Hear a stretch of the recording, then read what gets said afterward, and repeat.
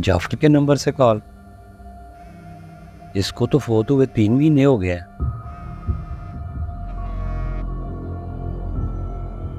Hello, अस्सलाम वालेकुम uncle, मैं जाफर की बेटी बात कर रही हूँ।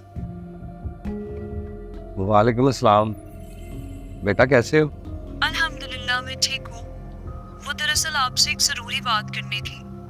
क्या मैं आपसे मिल सकती हूँ?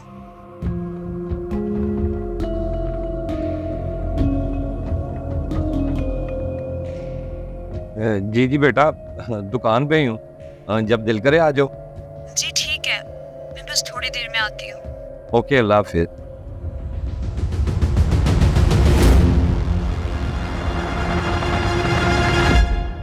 लगता है पैसों की जरूरत होगी।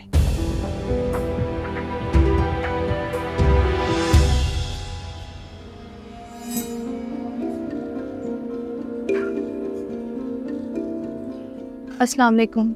वालेकुम अस्सलाम। बैठो बेटा। अल्लाह जन्नत नसीब करे। हमारे बाबा बहुत अच्छे इंसान थे। मुश्किल वक्त में हर दोस्त के काम आते थे। अल्लाह पाक उनकी अगली मंजिल आसान करे। आमीन सुम आमीन। बेटा कैसे आना हुआ? दरअसल मैं अपने बाबा का लेन देन क्लियर कर रही। वो आपसे भी मान लेते थे अपनी दुकान के लिए। डायरी में आपके भी 1,10,000 रुपये लिखे हुए थे, बस मैं वही देने आई। दिखाना डायरी।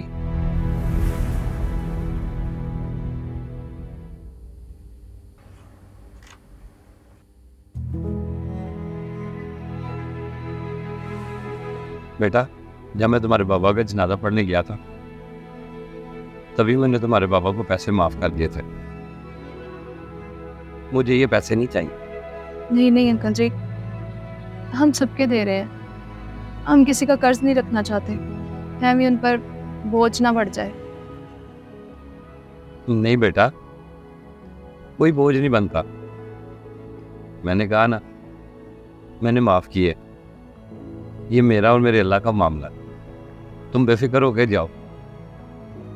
बहुत शुक्रिया अंकल, मुझे इजाज़त है, मैं चलती हूँ। बेटा एक बात तो बताओ, जी। अब तक तुम कितने लोगों को पैसे दे चुकी हो? तकरीबन 13 लोगों को 15 लाख के करीब दे चुकी हूँ। और उनमें से तो कुछ ऐसे भी थे जिनके डायरी में नाम भी नहीं थे, फिर भी उनको पैसे देने पड़े।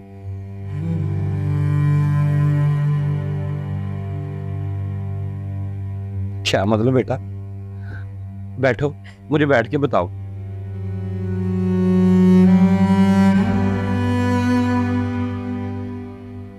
एक को तो आज ही पैसे दे के आई। अंकल आपको मैंने पहले भी कहा है कि आपका डायरी में नाम नहीं है, आप फिर बार बार आई जा रहे हैं। जिस जिसके हमने देने हैं सबके नाम है, लेकिन आपका नाम नहीं है। ये आप खुद देख लें, आप क्यों आ जाते हैं बार बार? बार बार ना आऊं तो क्या करूं?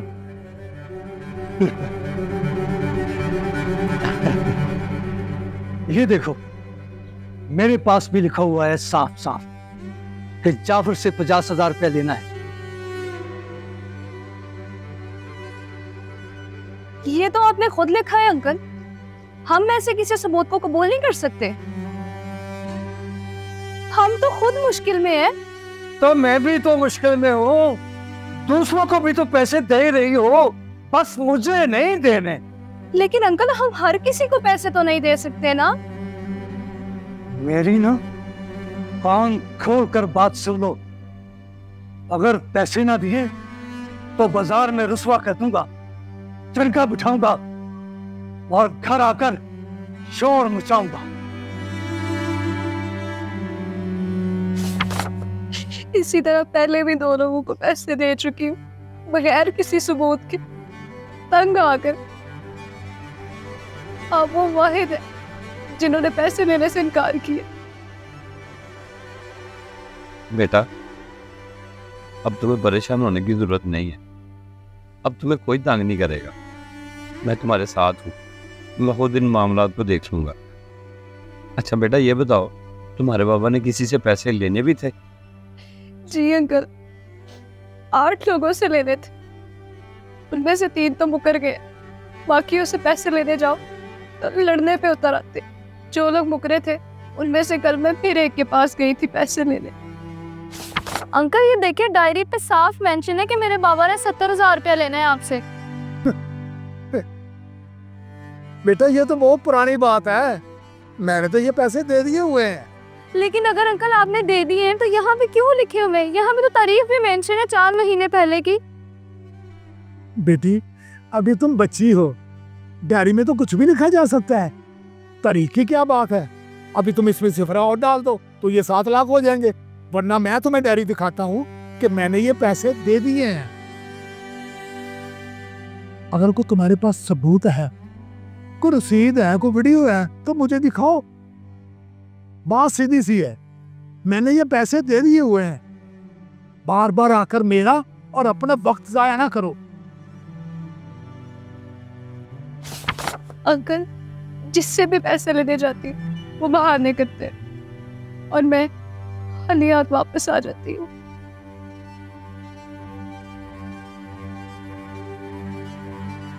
बेटा, जिनका ज़मीर सो चुका हो उनसे कुछ नहीं लिया जा सकता। बहरहाल अब ये सब तुम पर नहीं, मुझ पर है। बेटा तुम जाओ और ये डायरी मुझे दे जाओ, सारे मामलात मैं खुद देख लूंगा। बहुत शुक्रिया अंकल। बेटा और भी किसी चीज की जरूरत हो तो बिला झिझक मुझे बताना। खुदा हाफिज। खुदा हाफिज। वारस होना सिर्फ जायदाद का ही नहीं होता, कभी बेटी अपने बाप के कर्ज की रसीद लेकर निकलती है और लोगों के जमीर का इम्तिहान शुरू हो जाता है। खुदारा अगर मरने के बाद किसी की बेटी कर्ज वापस करने आए तो उसे लूटने की कोशिश ना करो, बल्कि खुद को बख्शवाने की कोशिश करो। इस वीडियो को सदका जारिया समझ के ज्यादा से ज्यादा शेयर करें ताकि ये पैगाम हर बंदे तक पहुंच सके। और मेरी कारोबारी हजरात से ये रिक्वेस्ट है कि अपना खाता अपने घर वालों को भी बताएं और उसको अच्छी तरह से मेंटेन करें ताकि उनके जाने के बाद उनके बच्चों को इन मसाइल से ना गुजरना पड़े।